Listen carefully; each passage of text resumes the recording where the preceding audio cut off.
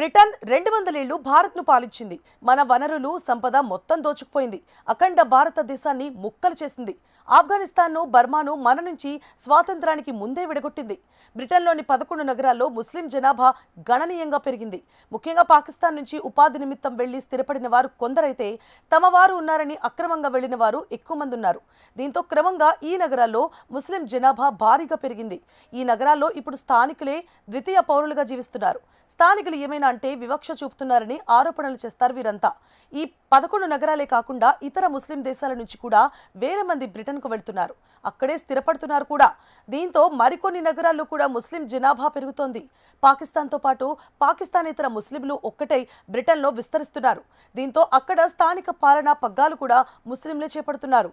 దీంతో స్థానిక సంస్కృతి దెబ్బతింటోందని బ్రిటన్ వాసులు ఆందోళన చెందుతున్నారు. తమకు పాత బ్రిటన్ కావాలని పోరాటం కూడా చేస్తున్నారు.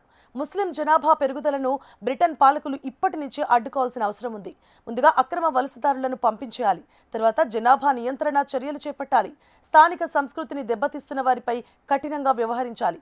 లేదంటే 2050 నాటికి ముస్లిం జనాభా గణనీయంగా పెరిగి చివరకు బ్రిటిష్ పాలనా పగ్గాలు కూడా ముస్లింల చేతికి వెళ్లే ప్రమాదం కనిపిస్తోంది.